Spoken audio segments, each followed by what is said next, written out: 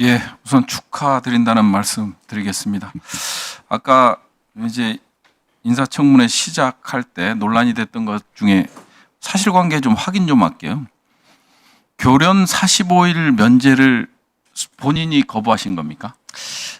제가 사실 열악한 환경에서 복무하는 우리 그 단기 사병들한테 당시 밤에 영어와 한문을 제가 좀 가르쳐 줬습니다. 왜냐하면 그 당시 분위기가 이 친구들이 술을 먹거나 아니면 이런 그 잡기를 하는 경우가 많아서 제가 제 동생뻘 되는 그 병사들이기 때문에 그 친구들한테 일과 후에 제가 한문과 영어를 가르친 그 재미가 있어가지고 굳이 2월달, 3월 1, 2월 달에 방학 기간이 있기 때문에 그 더 남는 여력이 있기 때문에 제가 혜택을 안 받았습니다. 그 병역 신체 검사에서 을종 받고 3년 후면 면제입니까? 그때 제도적으로?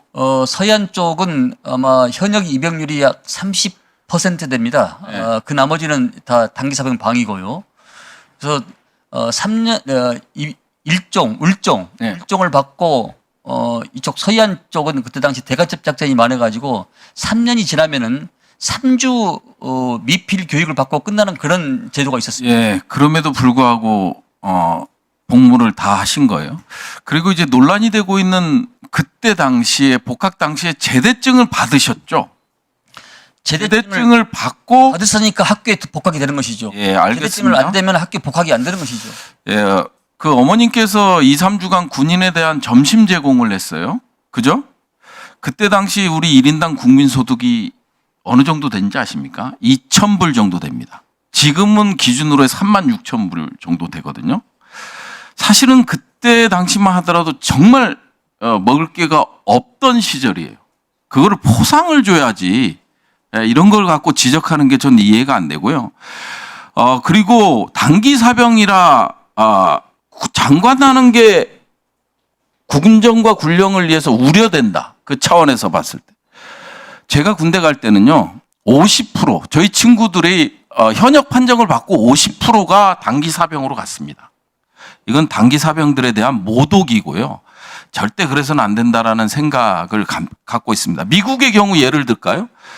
월남전과 쿠바 미사일 사태를 해결한 장관 군대 갔다 왔습니까? 안 갔다 왔습니다. 기업인이었어요. 맥나마라 아시죠, 장관? 로버트 맥나마라. 압니다. 예. 아시죠? 포드 자동차 CEO였어요. 군대도 안 갔다 온 사람이 군대에서 그런 베트남 전쟁을 겪고 2번에 걸쳐서 국방부 장관이 됐습니다. 그리고 군 출신, 장성 출신은 1947년 미국이 국방부가 창설되고 나서 3차례에 불과했어요. 국방창설법에 따라서 금지하고 있습니다. 그런 것들을 고려를 할 필요가 있어요. 늦었어요. 왜 민간인은 장관이 돼서는 안 되는 건지 저는 이해가 안 되고요. 추가적으로 다른 거에 대해서 질문을 좀 드리겠는데요. 우리가 이제 병역법도 그렇고 헌법도 그렇고 국방의 의무를 강조하잖아요. 그죠? 네. 근데 국가는 책임을 지지 않습니다. 국방의 의무에 충실을 하는데 국가는 책임지지 않는 일이 너무 많아요. 자, 최근 논란이 되고 있는 자동진급제 폐지. 나중에 답변해 주십시오. 이제 우리가 군대를 가요. 근데 이게 평가 기준을 만들어서 진급을 안 시켜. 물론 보류는 했습니다만은 이게 적절한 겁니까? 거기 지휘관들을 문책해야 되는 거 아니에요? 오히려 그 논리로 치면 아니 현역 판정을 받고 갔는데 체력이 오히려 떨어져. 그래서 진급이 안 돼. 그럼 부대 운영에 교육 훈련에 문제가 있는 거죠. 그래서 이것도 국가가 책임을 의무자한테 강요하는 거라고 생각하고요. 6.25 베트남 참전 용사 예우와 관련돼서 물론 보훈과 관련된 거지만 월 참전 수당이 얼마인지 아시죠? 45만 원입니다. 네.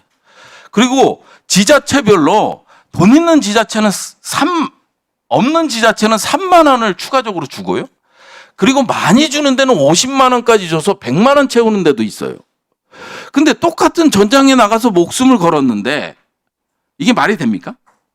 이런 부분도, 그리고 대부분의 연세가요 70에서 90이에요. 6.25 참전용사는 90세가 넘어요.